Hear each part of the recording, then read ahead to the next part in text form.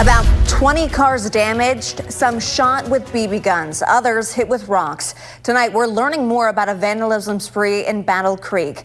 News Channel 3's Chris Yu joins us live in studio to explain which areas were targeted. Chris. Yeah, Erica, Battle Creek police believe the vandals hit 3 places: the Meyer in Emmett Township, Lakeview Square Mall, and a neighborhood on Woodward Avenue.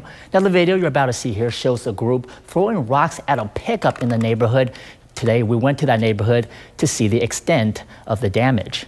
A gaping hole in the back window, glass covering the interior. It's all in the seats, it's everywhere. A mess to clean up for Yolanda Mejia. The rock hit here and then it went up to the front. Mejia's surveillance camera recorded 4 people early Thursday morning as they walked to her driveway on Woodward Avenue and threw rocks at her truck. It's over $800 to fix it. And, just struggling. We're just like, oh, there goes something else. Something else to pay that is unexpected. Mejia says the group then drove back an hour later and threw a rock at her other car parked on the street. Today, we get a clear look at the damage. Mejia's truck window shattered, her car's door dented, and the rocks still at the scene. My kids are good kids. They don't understand why. We're just working family, we try to pay our bills and we don't bother anybody. Mejia says vandals also targeted her in November, egging her home and slashing the 4 tires on one of her trucks. They also shattered 2 windows at her house and the back window of her other truck. Mejia says her son was frightened.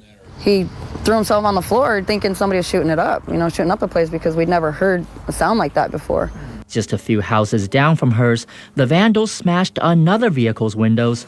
Owner Cameron Lyle found out Thursday morning. I was at a complete loss for words what happened. This is a pretty good neighborhood, and you never expect something like this to go down. Battle Creek police arrested 3 people for the vandalisms. They are still looking for the 4th. Again, they believe about 20 vehicles were damaged. Former President Donald Trump just wrapped up his first visit to Michigan since losing the state in the 2020 election.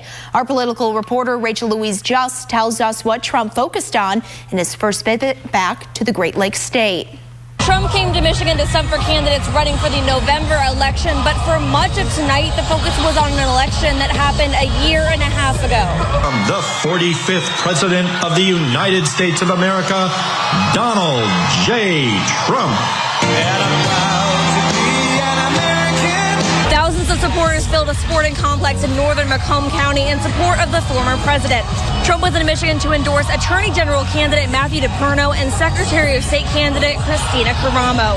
Trump repeatedly called the 2020 election rigged and corrupt, despite more than 250 audits in Michigan showing there was no significant fraud in the election. Tonight, Trump repeatedly teasing a 2024 run for election. The truth is, I ran twice. We won twice, and we did much better the second time than we did the first. Michigan's Democratic Party responded to Trump's visit yesterday with a statement reading in part, despite the lies we'll undoubtedly hear tomorrow, Michiganders chose President Biden, and nothing Trump or the conspiracy theorists he's endorsed say can change that. Trump also speaking tonight in support of Line 5, increased immigration, and telling the crowd he knew Russian President Vladimir Putin well. Would anybody here like to see me run? A key point here, Trump still has not endorsed a GOP gubernatorial candidate, which some expected he might do tonight. We did see a couple of those candidates here tonight, including James Craig, Perry Johnson, and Tudor Dixon. Dixon is the only one that Trump mentioned by name while on stage. We'll have to keep waiting for that endorsement. The digital divide in West Michigan seems to be greater than once thought.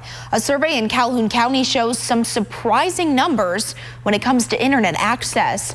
News Channel 3's Chris Yu is joining us live in studio to explain, Chris. Yeah, Tricia, the Federal Communications Commission says about 4% of surveyed households in Calhoun County do not have access to the internet. But this survey says that percentage is actually much, much higher. Access to the internet.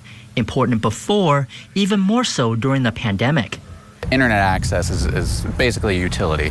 It's all but necessary to function in the modern economy. But when it comes to internet service in Calhoun County, coverage is a concern. The FCC's position has been that 96% of Calhoun County residents have access to reliable internet, but the work group has been extremely skeptical of that from the get-go. So Calhoun County partnered with the nonprofit Merit Network to conduct a survey. They looked at answers from more than 2,000 households and learned 39% have no access to internet at all.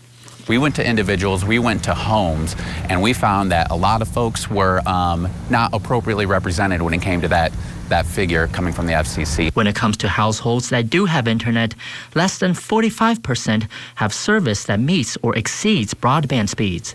I was very surprised personally when it came to the city of Battle Creek, which has the highest level of internet accessibility, that the speeds were so low. Calhoun County Commissioner Jake Smith, who is a member of the county's broadband task force, says they will now look at the data to find a fix.